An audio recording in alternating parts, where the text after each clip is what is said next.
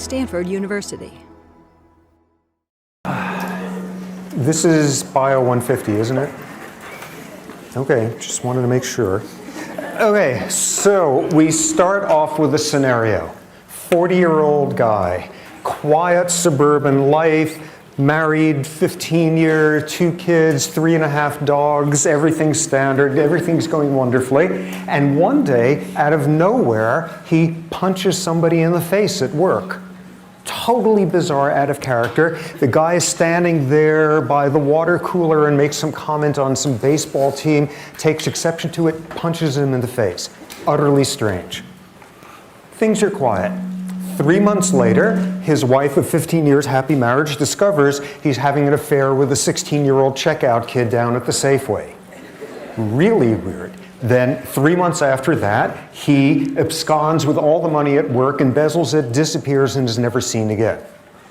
3 possibilities.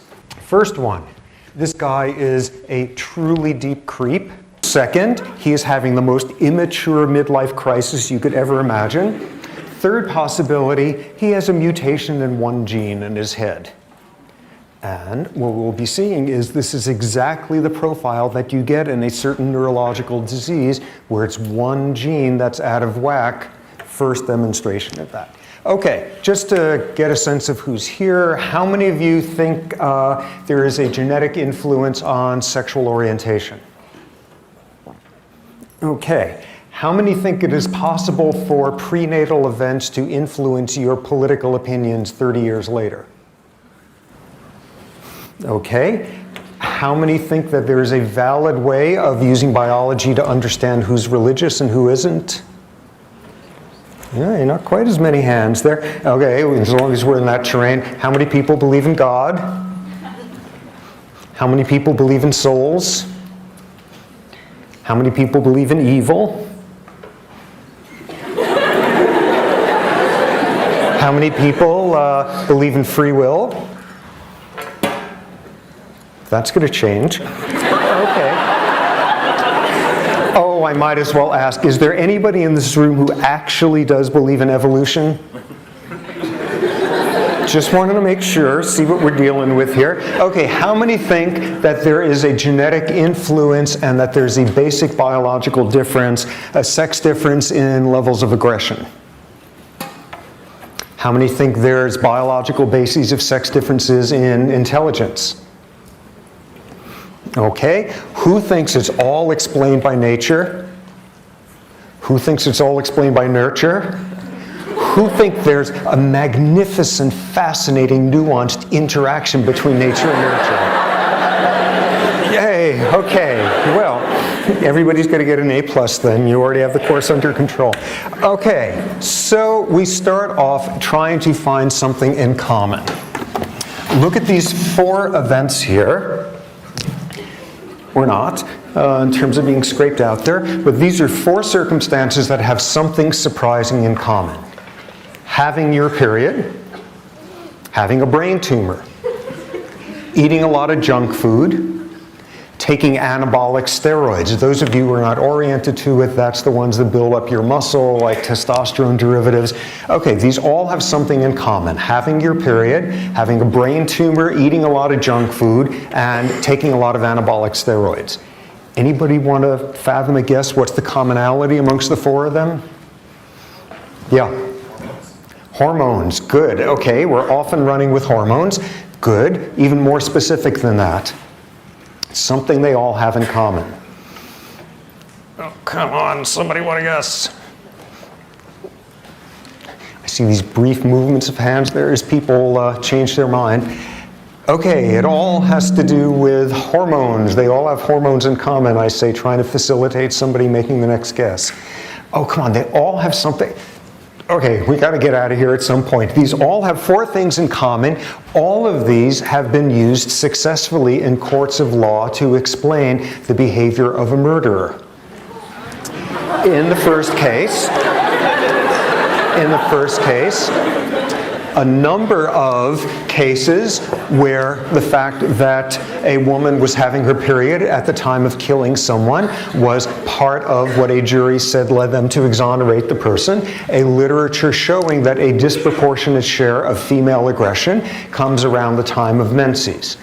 Next one, there is an area of the brain you will know oh so much about over the next 3 months called the amygdala that has something to do with aggression and has something to do with fear. And you get a brain tumor there, and in a number of cases, you get someone who is uncontrollably violent. And this has also been used successfully in a court of law. Junk food. Any of you who are San Francisco history buffs will know 20 years ago, 30 years ago, Dan White, a disappointed office seeker, assassinated the mayor of San Francisco along with Harvey Milk. And as part of his remarkably successful defense for a double murderer that led to a remarkably short jail sentence was the famed Twinkie defense. The argument that his addiction to junk food caused wild fluctuations in his blood sugar levels, which caused him to do that. Finally, anabolic steroids. Any number of cases of people having uncontrolled violence arguing because they were weightlifters in a wildly abusive range of taking this stuff had something to do with violence. Put all 4 of these together and we get the first of the 2 points of this entire course, which is sometimes the stuff that's going on in your body can dramatically influence what goes on in your brain. Second critical point.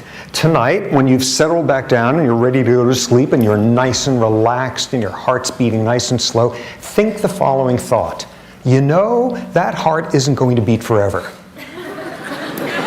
Think about your lips turning blue after that. Think about the blood flow slowing down. Think about your feet and your toes getting cold. And at that point, you will probably be increasing the rate at which that heart beats. And you will have just seen the second key thing in this course, which is sometimes what's going on in your head will affect every single outpost in your body. And what this course is about is the intertwining, the interconnections between your physiology and your behavior, the underlying emotions, thoughts, memories, all of that, and the capacity of each to deeply influence the other under all sorts of circumstances. Now, what we're going to be doing with this is trying to understand this under fairly difficult circumstances. If everybody here was here because they really wanted to understand why all the wildebeest on Earth mate in the same week each year, we'd have a fighting chance of figuring that one out. But that's not what we want to understand. We don't want to understand why birds migrate and don't get lost. We want to understand human behavior. Worse than that, harder than that, human social behavior.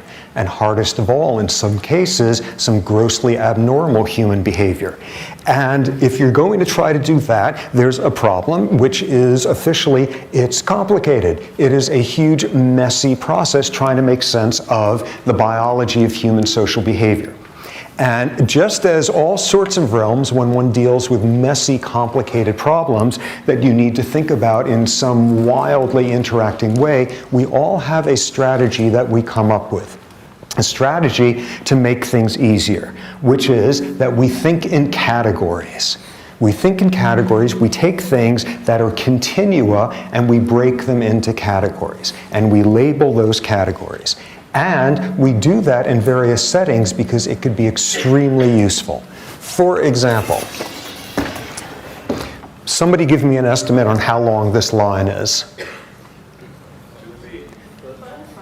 A foot. Okay, people who said a foot, what is it that went through your head to figure it out? You imagined how long a ruler is. This is 11.5 inches because it's 11 inches and 8.5 by 11. But everybody in here has this category in their head, things that are kind of the same length as a ruler. A continua of lengths, and there's a category for that. Suppose I'm telling you I have some friend who's a runner, he runs the mile, he's incredibly fast. In fact, he's one of the best runners in the country at this point. How fast does he have to have run the mile or better for you to be deeply impressed? Under 4 minutes, and thus we have another categorical boundary there of there's an infinite variety of speeds with which you can run a mile, yet we have in our heads this boundary, people who are under 4 minute milers, you are very impressed with. Okay, now I want to impress you with another friend of mine who's a painter. And this person is such a great painter that they paint with 11 different colors. That doesn't work, because that's not a category that we have. We don't classify the quality of, or hopefully not, we don't classify quality of paintings along those lines. But what we begin to see here is, in the right areas, we have categories that we impose on things that are not categorical. Here's an example. Why should you do this? Where'd the example go? Here's one of the classic continua that we ever deal with, which is the continua of color, the varying wavelengths that take the rainbow from violet to red, and there's an infinite number of spaces in between. And what do? We have rules in English that you divide the continua here and here or whatever, and that's what you call a color. This is red, everything from here is red, everything here is orange, so on. You take a continua and you break it into boundaries. Why do we do that? Because it makes it easier to store the information away. Instead of remembering the absolute features of something, you simply say, it's A. It's a sub 4-minute miler. It's a line that's almost the length, that's about the length of a ruler. It's the color orange. How do you know that's the case? Because go and take people from other language groups where their language arbitrarily divides the rainbow at other points with completely different color terms, and they remember different profiles of colors differently than an English speaker might. Take a color, and if the color comes right in the center of somebody's color categorization, it comes right in the middle of the range of what counts as that color, people remember whether they saw that color or not far better than if you show them a color at the boundary. And people will show that as a function of what language they speak. Taking a continua and you break it into pieces because it's easier to deal with the facts. Another example of it, here we have 4 objects, and as drawn here, simply because we have categories to describe the first 3, do one of those tests of show people a bunch of shapes and they come back an hour later and ask them, have you seen the shape before? And people are going to be far more accurate with this than whether they saw this or not, because we don't have a word for it. We don't have a word that's at all sort of analytical, it's some squiggly whatever. We don't have a clear-cut category. Thinking in categories makes it easier for us to remember stuff, and it makes it easier for us to evaluate stuff. So that's a classic sort of response that we have cognitively to complicated things. But there's a bunch of problems with categorical thinking. First example, and first one you can see from a realm of language differences, in that not only is there a continua of infinite number of wavelengths, there's a continua of sounds that humans can make. And different languages draw boundaries at different points as to what count as similar sounds or different sounds. There's like 2 different TH sounds in English, which apparently we're not very good at hearing, but there's other ones we are. And that will affect your ability to remember stuff, what word it was, depending on whether it is on a dramatically different boundary, whether it is sound that sounds different to you or not. Example of this. Apparently in Finnish, people do not differentiate between the sound of a B and the sound of a P, whereas we have no trouble with that. But people from Finland do not make that differentiation, and I discovered this one day a number of years ago, where for reasons I don't even understand, I found myself needing to take testicular biopsies on baboons. Not having sort of learned that in junior high how you do that, I called up this guy at urology at the med school who happened to be Finnish, and I explained to him what I wanted to do, and he sort of took me through the paces and told me what thingy I needed to buy and that sort of stuff, and holiday packages of those where you can get a dozen, and sort of telling me how to do that. And once we went through, he said, what I want you to do, the thing to do at this point is get some practice. I want you to practice on a bear. What? He said, yeah, practice on a bear.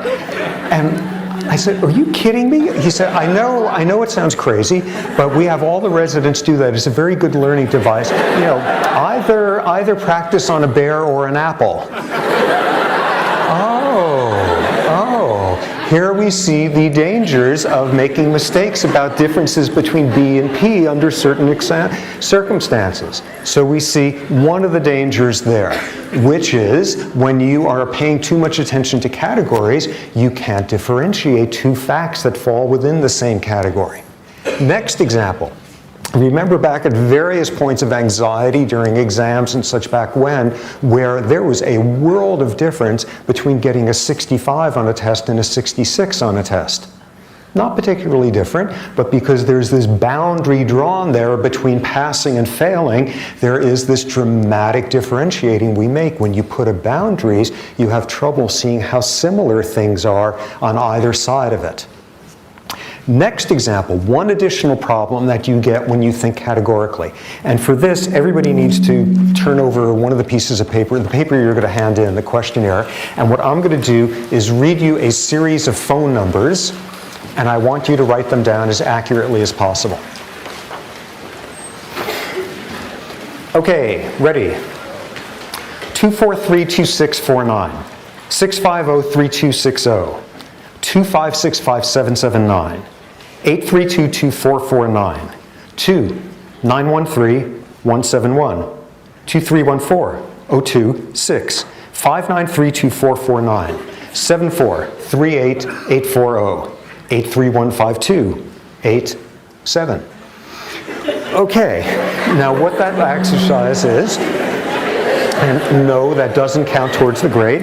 What that will show, I'm sure, when in some obsessive burst of procrastination, I actually looked through the answers tonight, what it's going to show is the accuracy is going to tank the second you go from the phone number pattern of 3 digits followed by 4, break up that pattern, and suddenly we all get screwed up because we're saying, wait a second, I thought it was a phone number, that was 1 digit, now 2 digits, I can't, and it's gone, and you're on to the next one, and what we see there is the third example, which is when you pay too much attention to boundaries, you don't see the big picture.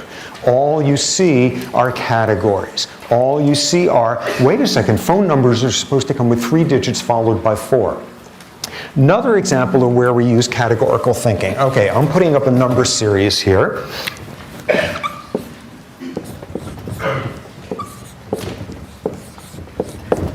Okay. Oh my God. Okay, what's the next number in this series? And why? 42. How come? Plus 10, plus 9, plus 11, plus 8, plus 12. Okay, so we're kind of oscillating all over the place there. Okay, so that's as valid as anybody else's. Who else has an X number in line there? What's that? 45. How come? You're adding 1, 2, 3. Okay. Are you going to take that? 45. That's very... Okay, what else? Let me make it a little bit easier here.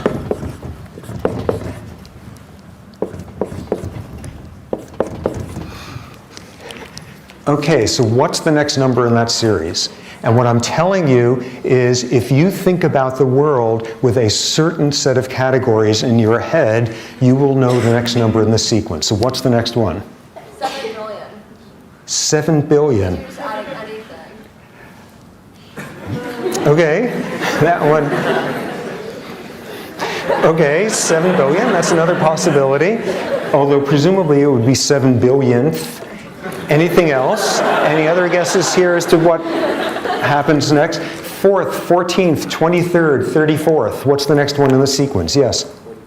44. How come?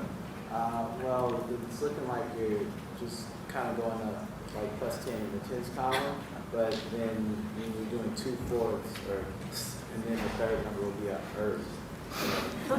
Okay, but remember, it's got to be 44th. What's that? Ordinal, cardinal, whatever it is. What? 42nd. How come? The subway. You were right! You were right! Anybody who is a New Yorker will know what the next one is. These are the subway stops. And you get a bagel with cream cheese. Can you pass it back? Just head it on back. Yay! So you get New Yorkers, and while everybody else is thinking logical things like 43 and 41 and 45 and 7 billion and all of that, you've got this whole world of dividing numbers by subway stops. We think in categories. We think in categories, but as you just saw, there are these problems. First one being, when you think in categories, you underestimate how different two facts are when they fall in the same category. When you think in categories, you overestimate how different they are when there happens to be a boundary in between them. And when you pay attention to categorical boundaries, you don't see big pictures.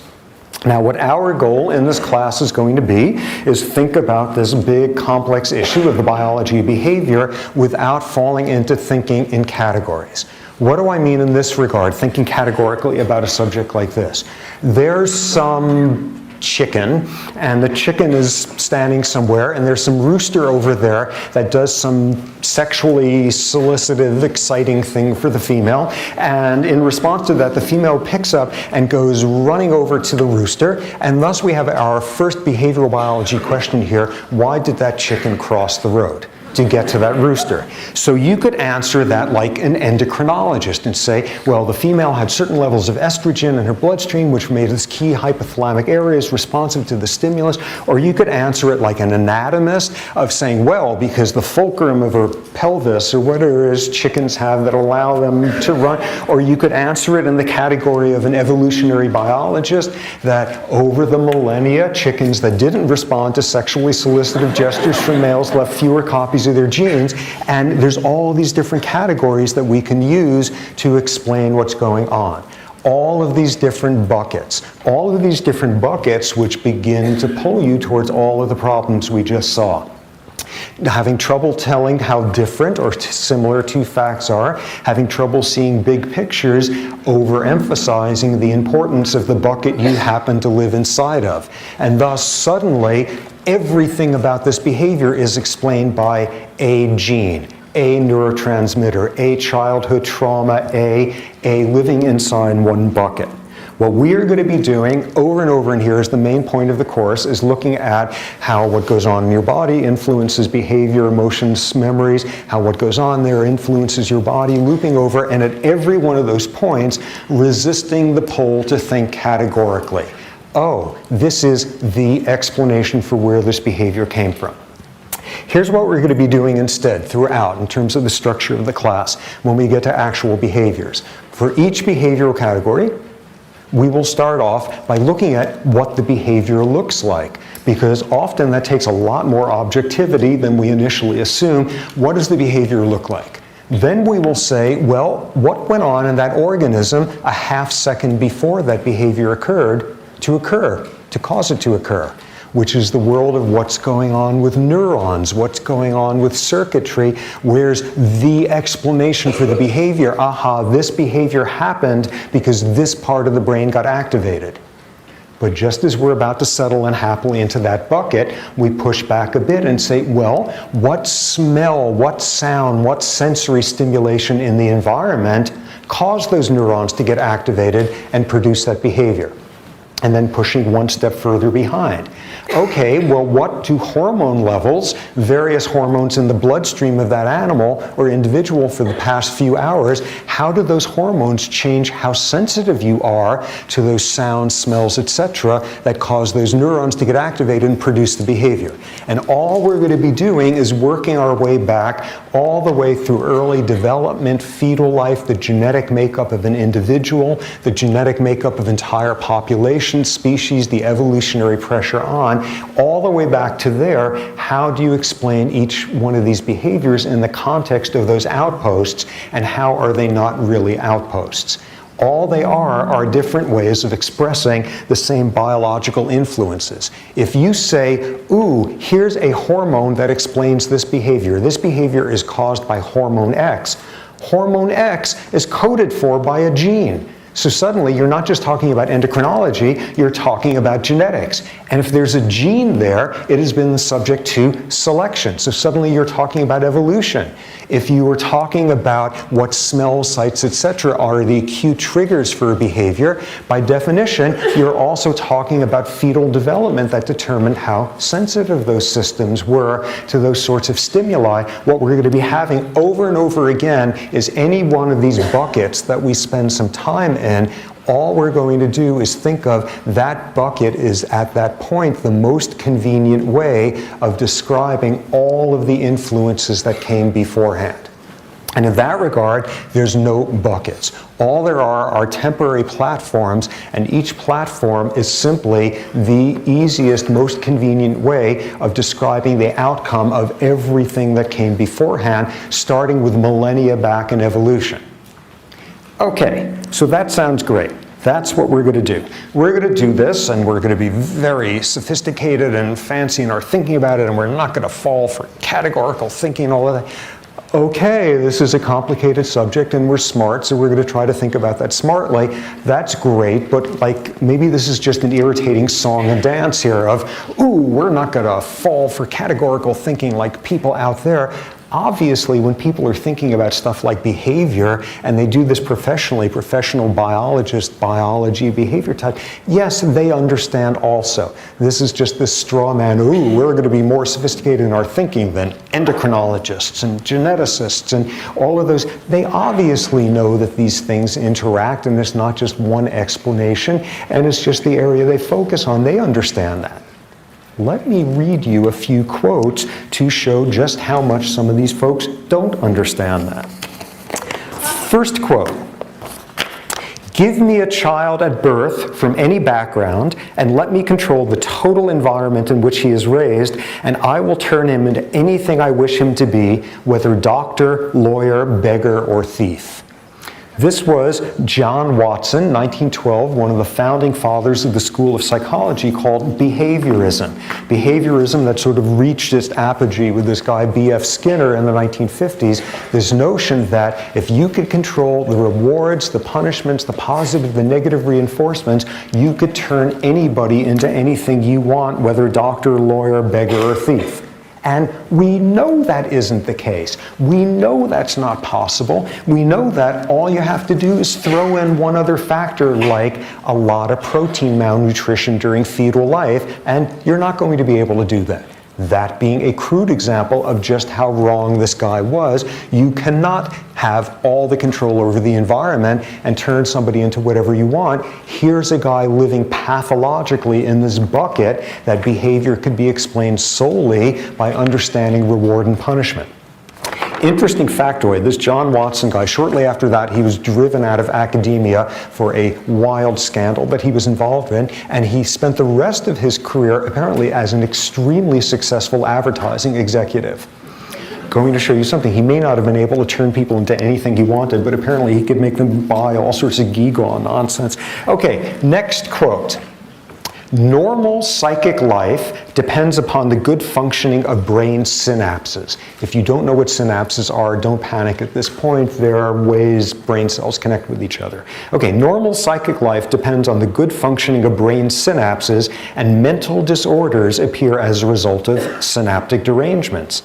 Synaptic adjustments will then modify the corresponding ideas and force them into different channels.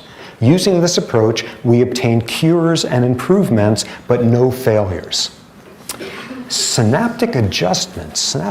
What do you suppose those little old synaptic adjustments are that this guy is referring to? Any guesses? Somebody shout it out. Electroshock therapy. Electroshock therapy, you know, a little synaptic. You wish it were as gentle as electroshock therapy. This is even more dramatic synaptic adjustments. Any other guesses? Yeah, frontal lobotomies. You know, you want to adjust somebody's synapses, so you just like slice off the front third of their brain or so. This was Agos Moniz, a Portuguese neurologist who invented frontal lobotomies. It had a different name at the time, but was the person who started this, and something that was done to tens and hundreds of thousands of people who had absolutely nothing wrong with them. One of the darkest chapters of where psychiatry gets in bed with ideology, massive criminal destruction of people's brains. This is what he had to say about the procedure on his acceptance of his Nobel Prize in Physiology and Medicine for having invented it. So here we have somebody pathologically living in a world of understand how synapses are working, adjust them, and with that we obtain cures and improvements, but no failures. Final quote, worst one of all. The selection for social utility must be accomplished by some social institution if mankind is not to be ruined by domestication-induced degeneracy. The racial idea as the basis of our state has already accomplished much in this respect. We may and we must rely on the healthy instincts of the best of our people for the extermination of elements of the population loaded with dregs. Anybody want to guess who that was? Hitler. Nah, Hitler, that behavioral biologist, he was a little bit busy at the time. This was instead one of Hitler's main scientific propagandists. This was somebody living pathologically in a box that doesn't even exist, having notion of race and ethnicity and genetics and all of that, saying, let me fix that one, let me exterminate the elements of the population loaded with dregs, and I'll fix up that little problem of fixing something that ain't broken. And who was this? This was a scientist named Konrad Lorenz. Konrad Lorenz, who probably a lot of us are familiar with. Konrad Lorenz was one of the founding fathers of ethology. We'll learn all about that. But he, like everybody knows him, winding up in all the little kid nature books. Konrad Lorenz discovered imprinting in birds, and he'd be going around. He was this little Austrian guy with this cherubic white beard, and he'd always have these little Austrian shorts and suspenders, and there would be a whole bunch of duckies following him because they thought he was mom, and he was totally charming and irresistible, and this sort of old imprinting with his ducky kids. And he also happened to be a rabid Nazi propagandist who went to his grave saying that there was nothing wrong with what he did. These are not crappy fourth-rate scientists. These are not people working at, you know, the University of the Desert of Podunk or whatever. These are among the most influential scientists of the last century. These are people who influenced how people were educated, and when we decided it wasn't worth the effort of doing it, these are people whose influence led to the brains being destroyed of hundreds of thousands of people who had nothing wrong with them. These are the people who led to the notion that you fix up a problem that doesn't exist by exterminating 9 million people. These are not minor scientists. These are the most influential people of the last century coming out of science in many ways, living pathologically inside their own buckets and how they could explain the entire world. And thus, again, our goal is going to be to not fall for that, to think about human behaviors, and in some cases, to think about some of the most disturbed, some of the most frightening, damaged human behaviors, and resist the temptation to think inside a bucket and find the explanation. Again, every level we're going to talk about genes, hormones, neurons, environmental influence, whatever it is, that point will simply be the easiest way of describing all of the influences that came before. They're not even temporary buckets, there's no buckets. That will be our goal. Now, in thinking about this and approaching human behavior, the biology of human social behavior, often the biology of abnormal human social behavior, we're going to have 3 intellectual challenges. The first one is recognizing circumstances where there is nothing fancy about us whatsoever. We are just like every other animal out there. And where the challenge is to accept that. Let me give you an example. You are a hamster. You are a female hamster. And you're sitting in your cage, and as a female hamster, what you do is you ovulate every 5 days or so, and you're going about your business and everything's great. Now, somebody puts another female hamster in the cage with you. And over the subsequent month or so, what happens is both of you will begin to lengthen your cycles and eventually synchronize them so that you are both ovulating the same afternoon on a regular basis. Amazing. This actually works this way. And menstrual ovulatory synchrony, people understand how this works in hamsters. It is done with olfaction, with pheromones, with chemical airborne signals from one female to another. And you can prove this by electrically recording from olfactory systems, or if you don't have much funding, you could take like a paper clip over the female hamster's nose, and she doesn't synchronize then. It's all done with olfaction. And what's most amazing is you put the two females together, and there's a way of disrupting it. Put a male hamster in there, and suddenly the cycles desynchronize and shorten, and you break it up with male pheromones. And what's even more remarkable is you put the two females together, and it's not random who synchronizes the other one. The dominant female synchronizes the subordinate one. Totally understood. People have been working on this for years, and it works this way in like goats and sheep and dogs and cats and pigs. Apparently, you could go to a 7-Eleven somewhere in Iowa and you could buy a can of pig ovulatory synchronization spray and take it home and just run wild. I have no idea why you would want to do that, but nonetheless, that's how you, like, it's up there with the cans of Cheese Whiz or whatever, and it's that well understood. And what's remarkable is it works exactly the same way in us humans, where it is known as the Wellesley effect. The fact that over the course of freshman year, this was first shown in Wellesley, 1970, over the course of freshman year, women, freshman year roommates tended to lengthen and synchronize their cycles, and it was done with olfaction. Women who had olfactory deficits didn't synchronize with their roommates. They would synchronize unless they were having close, intimate relationships with a male, in which case they desynchronized. And what's most cool of all is it's not random who synchronizes to who.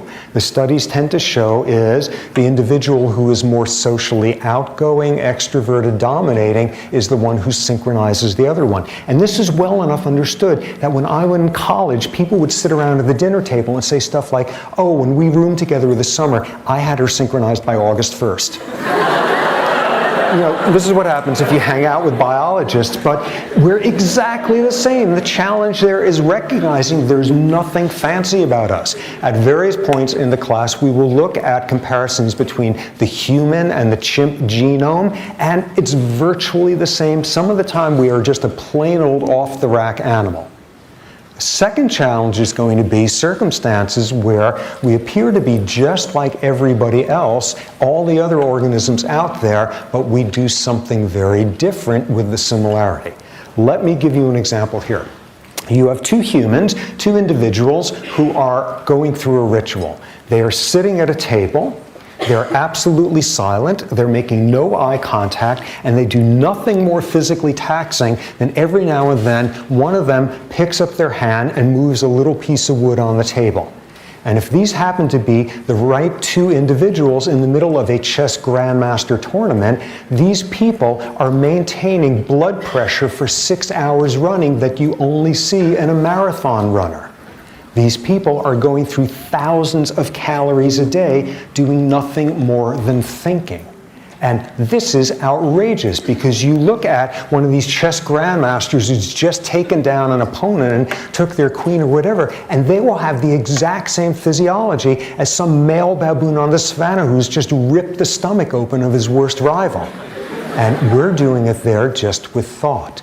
And some of the time, what's remarkable about us is we have absolutely typical, boring physiology, but we use it in ways that no other animal could. We get stressed by the inevitability of our mortality. We get stressed by reading something awful that has happened to a child on the other side of the planet. We get stressed by somebody zooming past us in some sports car and we decide that we are now economically inadequate. And you never even see the person's face. You just see the car. We get stressed reading about something awful happening to a character in a novel. This is a whole realm of things that we could do that nobody else does. And on the flip side, we can feel compassion and empathy for a loved one, but we can also do the same for someone on the other side of the planet in a refugee camp. We can feel compassion for a member of another species. We feel badly when our pets are injured. This is another realm where the physiology of the response, the empathy, the emotional bonding, all of that, it's the same boring physiology as every other animal out there, and we are using it in a way that is unrecognizable. Now, some of the time, the challenge is the third category, which is when we are doing something that no other animal out there has anything remotely similar to. Let me give you an example here, a shocking example. You have a couple. They live together. They come back at the end of the day from work. They talk, they eat dinner, they talk some more, they go to bed, they have sex, they talk some more, they fall asleep. The next day, they do the same exact thing. They come home from work, they talk, they eat, they talk, they go to bed, they have sex, they talk some more. They do this every single night for 30 days running. Hippos would be repulsed by this because hardly anybody out there in the animal kingdom has non-reproductive sex, let alone day after day, and nobody else out there talks about it afterward. And what we've got here is a whole novel domain of human behavior, language use, aspects of our sexuality, this profoundly damaging human uniqueness of some individuals confusing aspects of sexuality with aggression. In some cases, we are going to be out there on our own trying to understand what's up. Okay, so that will be the general strategy for the course. We will resist categorical thinking over and over and over, not just because that's cool and nuanced and subtle and all of that, but fall into categorical thinking and you can do unspeakable damage in a realm of science that makes a difference. We will do so thinking constantly about ourselves as a boring species just like all the others out there, as a species that has the same boring physiology but uses it in ways that are unrecognizable, as a species that does some things that are simply without precedent out there, and constantly struggling with what does biology have to do with it. Okay, general structure of the course. The first half of the course is going to be an overview, an introduction to the various buckets, the various categories. And what we're going to go through is understanding sort of an introduction to evolutionary theory, an introduction to what molecular genetics has to do with behavior, behavioral genetics, ethology, the brain, endocrinology, each of these buckets, and you know what happens next, which is in the second half of the course, we will look at specific behaviors and in each case rip apart the buckets. And in each case do the strategy of what does the behavior look like? What happened a second before, the world of neurons, what happened with the sensory stimuli that trigger those neurons, etc., all the way back to the evolutionary selective pressures. So the first half of the course is going to be the introduction to the bucket. And I will tell you right off the bat, it is a total pain in the rear. Because what we're going to be doing is, like every 2.5 lectures, just when you are getting the vocabulary down, we're going to jump to a completely different bucket. It is going to be dizzying and unpleasant and all of that. And then second half of the course, oh, the rewards finally come, of then putting all the pieces together, looking at individual categories of behavior. Sexual behavior, aggressive behavior, parental behavior, schizophrenia, depression, personality disorders, language use. In each of these cases, what's going on a second before, what's going on 10 million years before, where do all these buckets disappear in the interactions? So that's going to be the strategy for the course. Something critical about how the course was designed is it's got no prerequisites, because I really think this is a subject that everybody on earth should be forced to learn about at gunpoint, and thus, it's a good thing, I think, to have this not be one of those upper level bio classes. Let me just get a sense of who's here. How many of you are bio types, bio majors? Hum bio, psychology, anthro. Are there any English lit grad students in here? Yeah, okay. Good for you. Thank you for coming here. See what you think in 3 months, but nonetheless, the class has been designed explicitly to have no background whatsoever. how are we going to do that? We're going to do the usual song and dance of weekly sections and reviews and all that sort of thing. But in addition, during this first half of the course, when we're jumping from category to category, we're going to have each week additional sections, a catch-up section, which is for people who have no background in that area, getting you through the basics and getting you up to speed so that you will be able to then know what's up during the lectures. So those will be posted. The first one of these is, let me make sure I've got this. Yes, it will be this Thursday at 7:30 in the room next door. And this is going to be the introduction to evolutionary theory and getting you ready for what will be the evolution lectures Wednesday and Friday of this week. If you don't have a strong background, go to these catch-up sections. The TAs who will be giving it are really expert in those areas, lots of background, and this will be your chance to catch up. Look through the handout. I think I have a bunch of terms there or something where if you're not terribly familiar with those terms in some discipline, that's a sign that you should probably go for some of the catch-up stuff. If you really are just doing this, sort of being very adventurous with no background, if you can take it pass-fail, that will take off a lot of the pressure as well, because you could then actually pay attention to stuff here. And the whole point here is to be able to do this even if you don't have a science background, because the obvious argument I would make is everybody has to learn behavioral biology because we're being behavioral biologists every time we serve on a jury. Every time we vote whether or not money should be spent on solving some problem, whether it's a problem and whether it's solvable or not. Every time we try to make sense of a family member sunk in depression, are they having a biochemical disorder or are they just indulging themselves? We are behavioral biologists all the time, so it's probably a good thing that we be informed ones. So the catch-up sections there, take advantage of them. What else? We will have weekly sections, the usual type. People are not assigned to sections. There's going to be, 18 of them or so a week at various times. Go to whichever works for you. There will be a midterm in the middle, the midterm coming as we finish the last of those categories, last of those buckets. There will be a final. There's no paper or anything like that. So that will be the pattern. What else? Other stuff here. Office hours, my office hours are up on the handout. Other things, breaks. We will, with any luck, be able to, I with any luck will be able to be organized enough so that during each stretch of class, there will be a 5-minute break in the middle so you can stand up and just get to the front of the line for the bathroom, and then we will resume promptly before you get in there. So just to let you clear your heads a bit. Assignments, books, reading. There are 2 books that I have assigned for the course. One is by me, and you don't even have to read it. Just go buy a bunch of copies and bring me the receipt, and you got a great grade in there. Okay, so that one's going to be pertinent to the second half of the course. We're going to give you a list of the chapters that make the most sense to read. The other book is a book by an author named James Gleick called Chaos. Chaos, year after year after year in this class, provokes the strongest opinions. 1/4 of the people decide it is the most irritating, irrelevant thing that could possibly have been assigned in the class and hate it. About half the people never quite figure out what's up with it. And 1/4 of the people, their life is transformed. They no longer have to meditate. They no longer have to have they are at peace. At peace, I tell you. Because what this book does is introduce this whole radically different way of thinking about biology, taking apart a world of reductionism.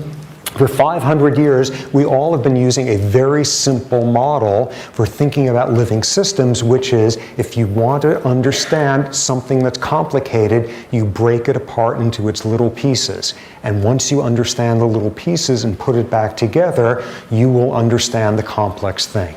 And what chaos as an entire field is about, and this was pretty much the first book that was meant for the lay public about it, what chaos shows is that's how you fix clocks. That's not how you fix behaviors. That's not how you understand behaviors. Behavior is not like a clock. Behavior is like a cloud. And you don't understand rainfall by breaking a cloud down into its component pieces and gluing them back together.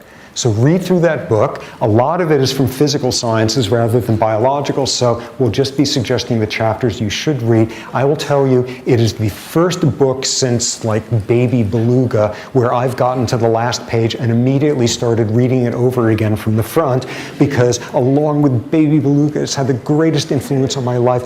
I found this to be the most influential book in my thinking about science since college, so that is a sign. There will also be a bunch of lectures in the second half of the course covering these fields of chaos and complexity, and if you really think about it, it is going to force a change in everything else that you bring to thinking about this subject. In addition, at this moment, there is not a reader, because I'm trying to avoid having to get you guys to have to buy a reader. I'm trying to redo all the assigned readings so that it will just be from papers that are available online, that you'll be able to download. I'm about halfway through getting them there. With any luck, there will not have to be a reader, but if it does exist, it's not going to be big. It won't be terribly expensive, but there will be a bunch of readings online to download, and it will vary. In some cases, it will be reading the whole paper. In some cases, I'll be suggesting you just read the abstract. In some cases, it will be to understand what's happening in the paper in detail.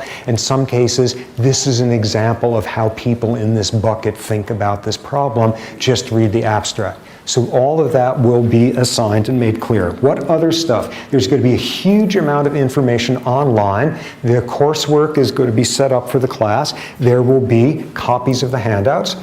There will be lecture notes that I have that will be about 5 to 10 pages covering each lecture, which will get to about the middle of the course, and I suspect I will run out of steam by then, so they won't occur for the second half. There will be commonly asked questions. There will be a Q&A. There will be course logistics. Some of the slides will be put up in there. Make use of that. There will be announcements about time changing for office hours and things like that. Make sure you make use of that. And people who are not formally enrolled, we are figuring out a way for you to get access to it as well. We've also made the decision that after this lecture, the handouts will not be on paper. And that is because, roughly for each lecture, we will go through about 5,000 pieces of paper, even double-sided. All of the stuff will get posted on coursework the day before. And if that's going to make it impossible for you to follow what happens in class because you are the last human on Stanford who is not living off of a computer screen, come and talk to me and we will slip you an actual paper copy of the handouts. Most of with any luck, we can avoid using paper just because of how many people there are in here. Let's see, other stuff. Sections will start this Thursday, the regular sections. All of those will be posted, the times for that. Office hours won't start until next week. Midterm will be in an evening rather than during a class time. And if we're on schedule, the class time that day will be used for review.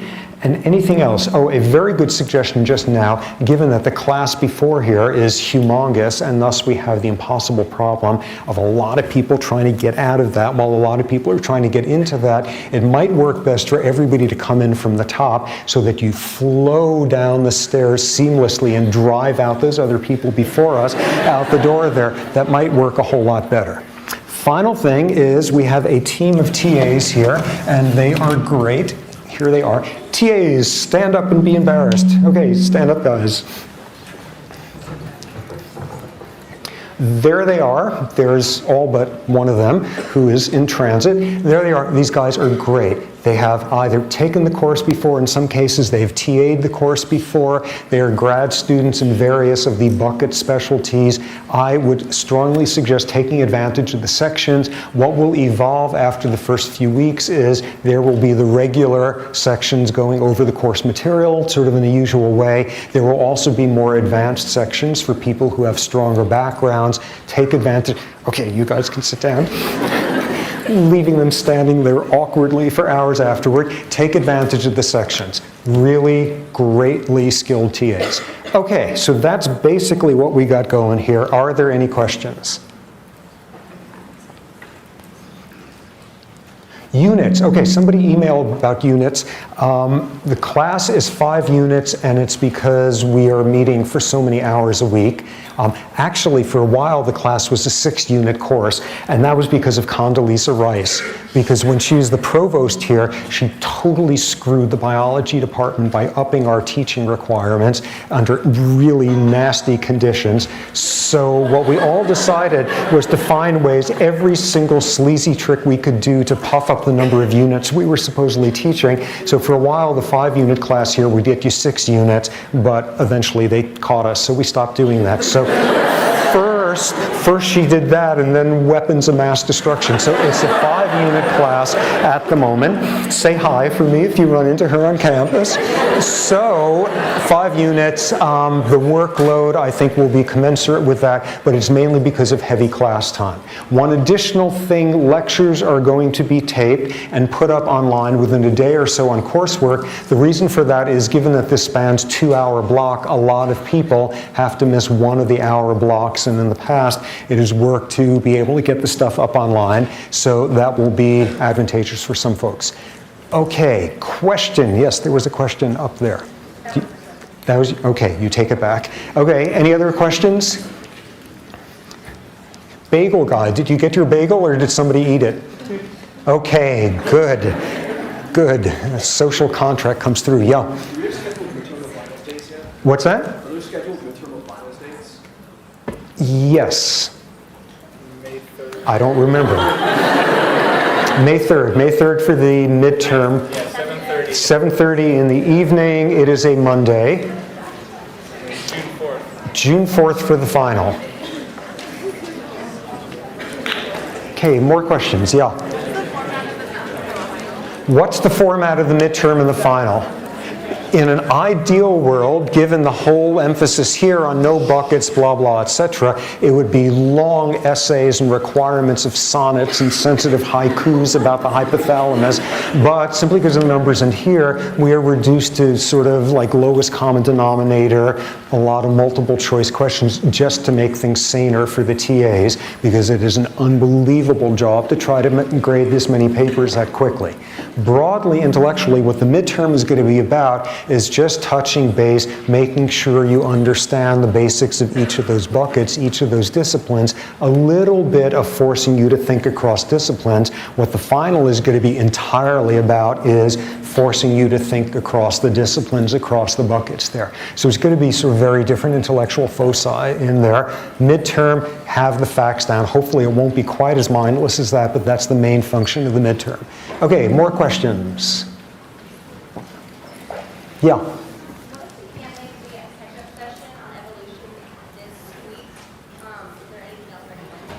Okay, TAs, did you guys decide to videotape the catch-up section? Probably audio. Audio, okay. That office section, office hours, ask questions there. Okay, either office hours or it's going to be taped and put up online on Courseworks. And if there's critical handouts, visuals, those will be posted there as well. Good, more questions? Yeah. Are those catch-up sessions going to be every Thursday or Friday? Yes. And it's going to be for each, it's going to be in advance of the next 3 lectures. Since, yeah. Final is at 7:30 for 2 hours. The final, oh, the final, 5:15. 12:15.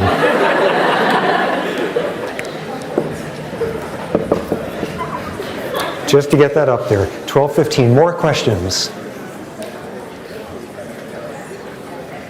Any are? For more, please visit us at stanford.edu.